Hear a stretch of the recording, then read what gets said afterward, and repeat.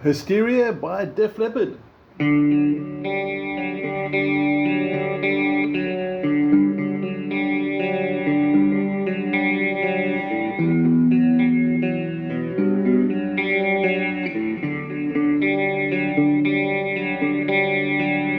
Now this one's got some really crazy sort of angles you have to get your hand with, especially to get that E minor add 9. Because quite often that happens. But let's take you step by step through it. Please make sure you've got the PDF for the song with you. And we're going to zoom in on the fretting hand for starters. Now your opening chord should be played with your middle finger and your ring finger, although you could do this. But the reason why I favor 2 and 3 is because when you changed in the third bar, your first finger is ready for the fret 3. So that's why if you did this, it would be a big changeover, which we don't really want. We want to keep it efficient and practical, much more logical. So we're going to start finger 2 on the 4th string, 4th fret, and then ring finger on the 5th string, 5th fret. And on the picking hand, we're going to do something like this. Now when I do the pick, definitely with the plectrum, I want to point out that there's just a little subtle hint of palm damping as well. You can actually hear it on the original, so just a little bit of damping, not too much, this will be bad. Too much, too little, it's far too loud, just a little bit like this and keep it quiet.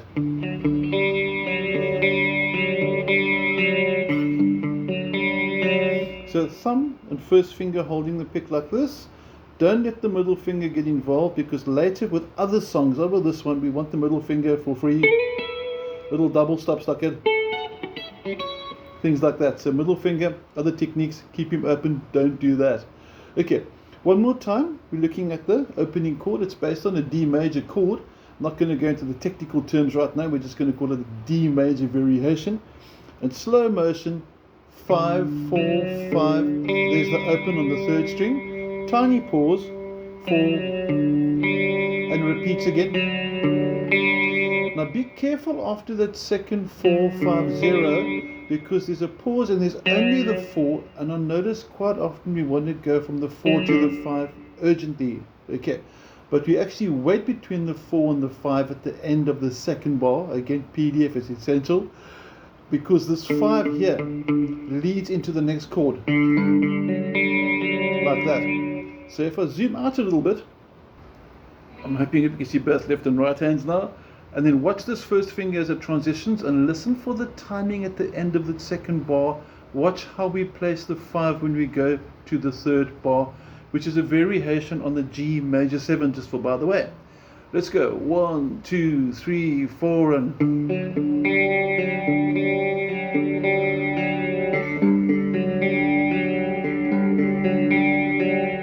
we got that. Now to zoom in onto the next line, we're looking at an E add 9, something like that there. Guitar fell, sorry about that. And the fingers 1 and 3.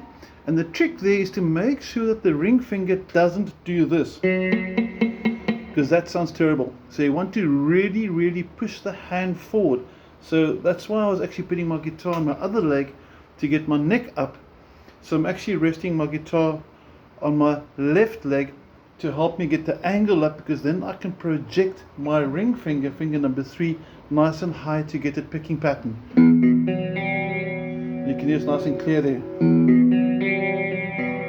Okay, then the middle finger, which is rather looking inconspicuously there, impolite, that comes down to take the 3. So going from the E add 9 into the G, and then let me just show you the G up front and close as well. Yeah, when I've got my guitar back on the right leg like I have now, you can obviously see the difference in the angle. It's not upright anymore, but more sort of parallel. I find it really, really difficult to get my 3rd string clear. It wants to do that all the time, so it's really hurting the wrist there. But on the changes, you want to go from the E add 9 to the G, and it's simply placing that middle finger on the top and it becomes a G. Once you got that, you jump back to the D again and you home drive. Now I'm going to take you through once super slowly, and hopefully I don't make too many dead notes, and I'd like you to try this as well and play along through with me. As you can see, I've switched the guitar to my other leg now. You see my angle on my neck is much more tilted upwards. It's no longer like that. And here we go. 1, 2, 3, 4, and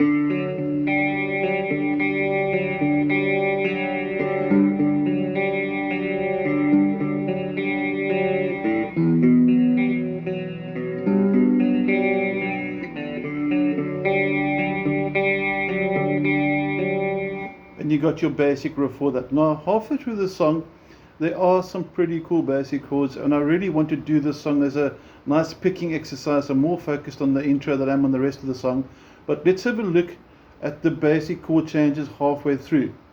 Now at the bridge you've got that D sus4. Can you hear the difference there? It's the pinky coming in, D pinky, I'm going to show you close up later, C at 9. But the D to D sus sort of leads in, so you're going to go.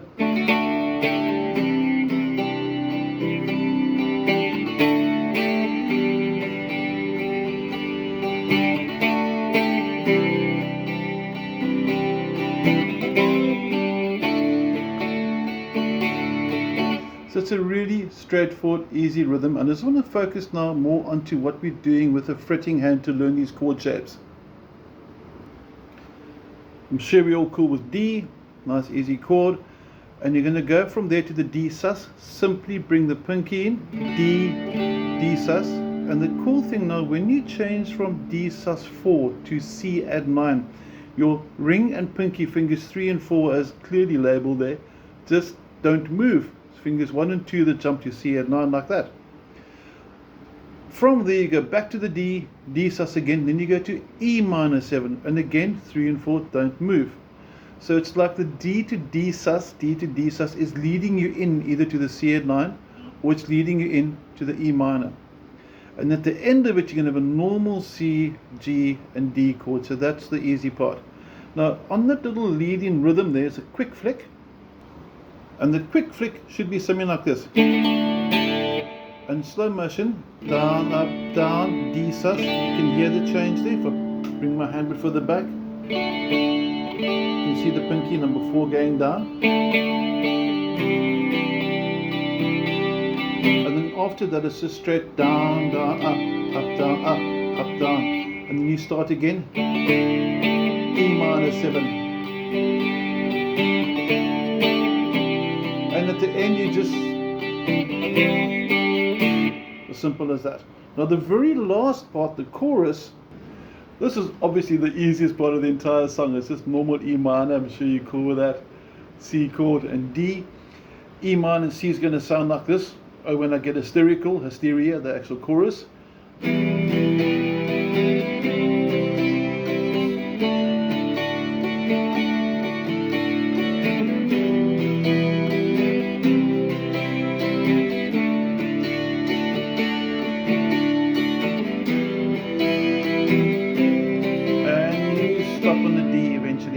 That in essence is the basics of the song. So the whole focus over here is to get that with a little bit of palm damping we spoke about at the back. The solo we're not going to study because you need some really good studio processing. He uses a lot of effects on the guitar. It's really well written, really well executed. So this is a rhythm study, a chord study. I hope you get your picking nice and smooth. I hope you enjoyed the strumming with the D sus. And I hope you enjoyed the song. Have a wonderful week. Take care. Chat soon.